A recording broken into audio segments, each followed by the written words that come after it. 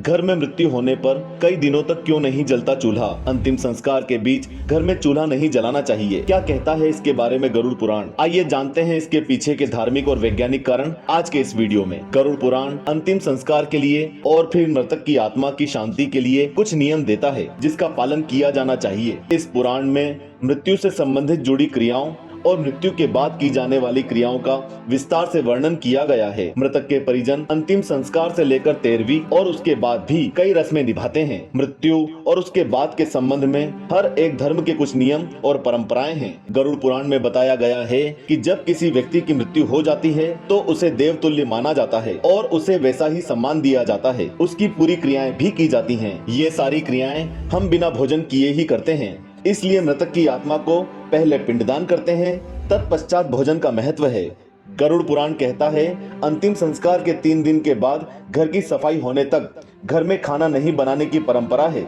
इसके पीछे धार्मिक और वैज्ञानिक कारण दोनों जिम्मेदार हैं। गरुड़ पुराण के अनुसार एक व्यक्ति अंतिम संस्कार तक अपने परिवार और दुनिया के साथ प्यार में रहता है, क्योंकि गरुड़ पुराण के अनुसार जब तक किसी मृत व्यक्ति का अंतिम संस्कार नहीं होता तब तक उसकी आत्मा को सांसारिक मोह माया से मुक्ति नहीं मिल पाती है और वो मरने के बाद प्रेत बनकर भटकती रहती है। सनातन धर्म के अनुसार किसी मृत व्यक्ति का अंतिम संस्कार करते समय उसकी लाश के हाथ पैर बांध दिए जाते हैं ताकि उसके शरीर पर किसी भूत पिशाच का वश न हो जाए। हिंदू धार्मिक मान्यताओं के अनुसार इस बात का भी ध्यान रखना चाहिए कि मृत व्यक्ति का कभी भी सूर्यास्त के बाद दाह संस्कार न किया जाए, अन्यथा उसे परलोक में कष्ट भोगने पड़ते हैं। तो इस स्थिति में भी मृतक के सम्मान के लिए भी घर में खाना नहीं बनाना चाहिए और न ही खाना चाहिए। जब तक मृतक का अंतिम संस्कार नहीं हो जाता तब तक घर में चूल्हा नहीं जलाया जाता। ऐसा करने से मृत आत्मा को कष्ट पहुंचता है। माना जाता है कि भोजन का ग्रहण प्रसन्नचित होकर करना चाहिए, लेकिन अगर घर में कोई व्यक्ति मृत हो गया है तो ऐसे में प्रसन्न कैसे रहा जा सकता है? अगर घर में कोई व्यक्ति भोजन करता है तो मृत आत्मा को कष्ट पहुंचता है। इसी वजह से गरुड़ पुराण में भोजन करना निषेध माना गया है। वैज्ञानिक कारण क्या है? वैज्ञानिक दृष्टिकोण से अगर देखें तो शरीर के मृत हो जाने पर उल्टी क्रियाएं शुरू हो जाती हैं। मृतक के शरीर में कई प्रकार के जीवाणु आदि पैदा होते हैं। शरीर में मौजूद तत्व आपस में क्रिया करके बैक्टीरिया को बढ़ाते हैं जो अदृश्य तरीके से घर में ही फैल जाते हैं। इसलिए जब शव को घर में रखा जाता है तो घर के लोगों द्वारा इस दौरान खाना बनाने से संक्रमण फैलने की संभावना बढ़ जाती है। इसलिए अंत्येष्टि के बाद स्नान कर स्वच्छ वस्त्र पहनकर ही भोजन करना चाहिए, वरना इस प्रकार का भोजन अशुद्ध और दूषित माना गया है।